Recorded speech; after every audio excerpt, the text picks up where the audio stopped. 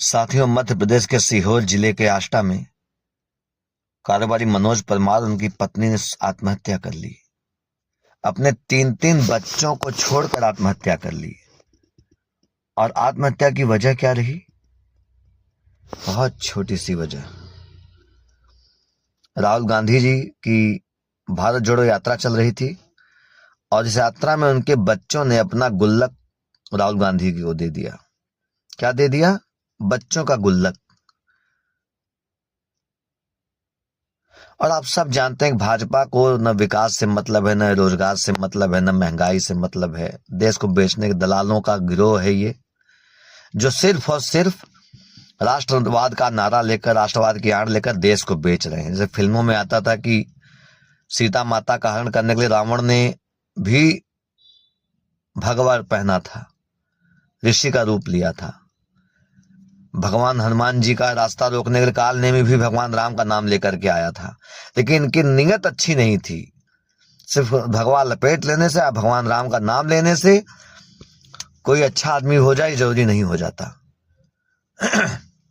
तकलीफ हो रही है मुझे सुन करके कि जैसा आप सब जानते हैं भाजपा प्रतीकों की राजनीति करती है और वो प्रतीकों का महत्व तो जानती है। इसमें कोई शक नहीं, भाजपा प्रतीकों के मामले में बहुत सजग रहती है।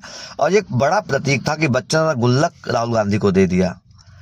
तो भाजपा ने तमाम संस्थाएं एक ही मामले में 3-3 जगहों से जांच हुई है।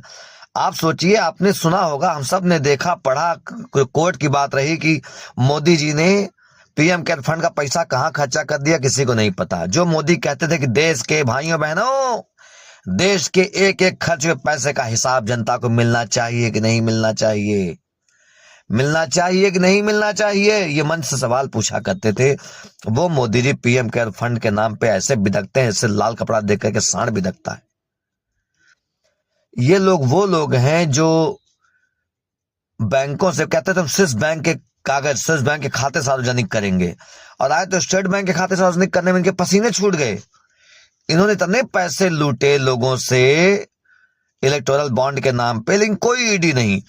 और विपक्ष के एक नेता को गुल्लक देने पर बच्चों के, उसके माँ बाप को इतना प्रताड़ित किया गया अलग अलग संस्थाओं। इसमें ईडी का तो नाम ही एलिमिनेट डेमोक्रेसी हो गया है। ईडी वालों को शर्म आनी चाहिए, चुल्लू में पानी में डूब मरना चाहिए। मैं खुलेआम कह रहा हूं, ईडी ने इतना परेशान किया कि मनोज परमार जैसे व्यापारी को आत्महत्या करनी पड़ गई। उनके बच्चे क्या करेंगे? उनकी जिम्मेदारी कौन लेगा?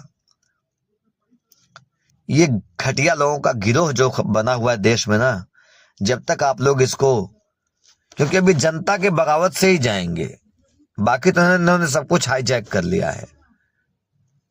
10-20 हजार का डिफरेंस के लिए मायने नहीं रखता, ये उसको मैनेज कर लेते हैं। आप लाखों के अंतर इनको हराएंगे तभी इनका कुछ होगा, और ये हार जाएंगे। आज इनका कोई समर्थक नहीं बचा है।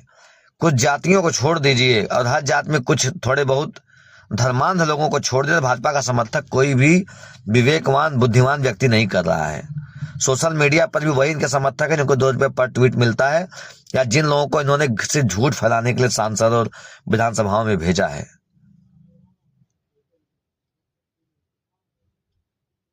आप बताइए, लोग आत्महत्या कर लेने इस स्तर तक उत्पीड़न, नेताओं का उत्पीड़न हो रहा था, विपक्ष का उत्पीड़न हो रहा था, तब तक तो बात ठीक थी।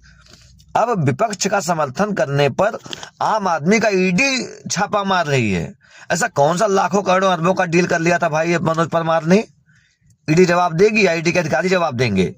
ये बात बच्चों ने साफ साफ कही है कि ईडी ने कहा, अगर उनके कंधे पर पैर रखा, गर्दन पे पैर रखा और कहा अगर तुम भाजपा ज्वाइन करवा लेते, बच्चों से भाजपा को बयान दिलवा दो, तो तुम्हारे पास मुकदमे हट जाएंगे। क्या मुकदमे अब ईडी अपनी मर्जी से लगाएगी, हटाएगी? क्या इस देश में कानून खत्म हो गया है? मान लिया जाए देश में कानून खत्म हो गया है, मैं आपसे नाम नहीं लूंगा, ऐसा एक छोटे से बलात्कार केस में लोगों पर बुलडोजर लग जाते हैं, आरोप पर बुलडोजर चल जाते हैं, खिलाड़ी बैठे रहे। कानून सिर्फ गरीबों के लिए है, कमजोरों के लिए है, आम आदमी के लिए, मुसलमानों, दलितों और कमजोरों के लिए है, आम आदमी के लिए, मुसलमानों, दलितों और पिछड़ों के लिए है, गरीब सवर्णों के लिए है। शर्म आनी चाहिए, देश का जवाब लेगा आपसे। मैं लिख के दे रहा हूं, लिख लें, कीड़े न पड़ जाए मरते वक्त, आप मुझसे कहना, कीड़े पड़ के मरेंगे। जय हिंद, जय भारत, जय समाजवाद, लोकतंत्र जिंदाबाद, अखिलेश यादव जिंदाबाद, इंडिया जिंदाबाद।